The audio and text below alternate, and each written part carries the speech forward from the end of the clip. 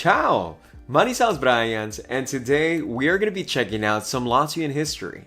The video featured is by a channel called Mr. History that does a phenomenal job breaking down the history of several countries around the globe. Let's go right ahead and let's jump right into it. This is Europe, and here's Latvia. Now let's go, shall we? When the frost-caked land of future Latvia melted into habitability during the enfeeblement of the Ice Age, hunters trod onto our stage, stalking reindeer and other prey to feed and clothe them in the bitter cold. This hard, rugged existence persisted for millennia as the Neolithic era saw the arrival I saw those in person. The Balts, who settled in the area and made it home. To this day, we call this area of Europe the Baltic, and that's the Baltic Sea. There were several tribes of Balts, one of which was the Latgalians, from whom the modern Latvians derive their name. Latvia was firmly embedded in the northern reaches of the Amber Road trade route, its particular varieties of fossilized tree resin being highly prized by the Romans. You might even say they liked them a lot. So the years passed and the Latvians fished and farmed, and the 10th century saw a Slavic-run state arise in the east, called Yersiki, whose princes were Orthodox Christians. The majority of the populace remained comfortably pagan, however, which by the late 1100s troubled the Pope, who eventually ordered a crusade to convert the Baltic region by force, and in went the German knights for that purpose. The driving force for much of this effort in Latvia was Albrecht, Bishop of Riga, who spent decades conquering the land for the cross, and who founded the order of warrior monks called the Livonian Brothers of the Sword. Under German rule, castles were built and trade encouraged, and various Latvian towns became part of the Germanic Hanseatic League of Merchants. In 1521... So that's very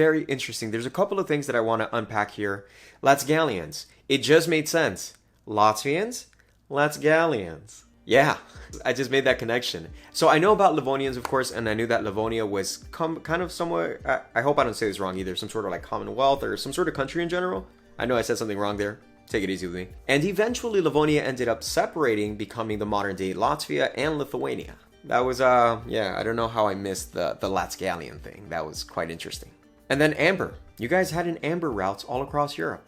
Good to know. 1521, the fruits of Martin Luther's Reformation entered Latvia, and the following decades would see more and more people swap Catholicism for Protestantism. These were tumultuous times, however, and Latvia was swept up into the Livonian War that saw a Russian invasion and the country ultimately gobbled up by the Polish-Lithuanian Commonwealth, in which it formed part of the Duchy of Livonia. More foreign rule followed after those were all really long wars. When the Empire of Sweden took charge of the land. Thankfully, however, the Swedes were benign rulers and introduced several reforms. These happier days began to end in the early 1700s, when the Russians took over, following Tsar Peter I's victories against Sweden in the Great Northern War, in which the Latvian people suffered terribly from the atrocities of war and a devastating outbreak of famine and plague. Now, the German minority had retained immense power and influence in Latvia all through these centuries, but now, in the 19th century, as serfdom was abolished and Latvians were influenced by the nationalist ideas spreading elsewhere in Europe at the time, a group of Latvian intellectuals began to promote the Latvian language and culture amidst the Russo-Germanic forces dominating the country. So Latvians began venturing into the politics of their homeland, as the world was fast changing and technology modernized, and hopes and trepidations pulsed in every heart. The left-wing activists roared the loudest during the 1905 Russian Revolution, in which Russian troops shot demonstrators in Riga, killing over 70. Anger grew, especially against the privileged German elite, and the unrest continued, and the First World War only added to the misery, with many thousands of Latvians killed in action. After Russia fell to the communist Bolsheviks, Latvia, in 1918, declared independence. Soviet Russia promptly invaded, and it was war, and the Latvians fought heroically alongside their allies, and were victorious in retaining their freedom. In 1934, Kārlis Ulmanis took control of the government, and led the nation as a dictator until 1940, when the Soviets returned and gained power, and a time of terror ensued, and thousands of Latvians were sent off to the dreaded Gulag prison camps. Most of the Germans had left Latvia by this time, but 1941 saw other Germans arrive, the Nazis, who conquered the country, mercilessly crushed opposition, burnt villages, and slaughtered Jews and other undesirables. 1944 saw the Soviets return, and the sorrows of Latvia continued, as Stalin oversaw forced deportations of thousands of perceived state enemies to Siberia, with no hope of seeing their homes ever again. Luckily for Latvia, Stalin died, and things were far less insane in the following years, as Latvia Latvia, which had seen considerable Russian immigration, became an important industrial sector of the Soviet Union. Still, liberty is always more welcome than subjugation, and in the late 1980s, Naturally, of Latvia, course. along with its neighbors, began demonstrating for independence, a dream that was finally achieved in 1991. Latvia subsequently joined NATO and the European Union, and today it is a rich, peaceful nation with a very high Human Development Index ranking, which I think we all can agree it more than deserves after enduring so many centuries of pain. What awaits Most Latvia definitely, in the future? yes. Comment below. But for now, bye-bye! Wow, it is so freaking crazy. This man just broke down over 900 years of history in like a matter of 4 minutes. So something I did not know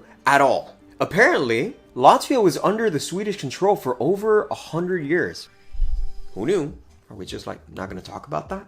This video really did fill in a lot of gaps and made it that much more interesting, because as far as I knew about Latvia, it was very, very basic. Like I mentioned, about Livonia, which once again, when divided, Latvia, Lithuania, cool. I knew a little bit about World War II, as I know that Latvia got divided, and it was quite the hectic things as, you know, it was in several other countries as well. And lastly, I know that Riga itself is a very old city. It's just so wild to me how a man just ended up settling down, establishing trade, and boom, a whole city was just born. Like nothing.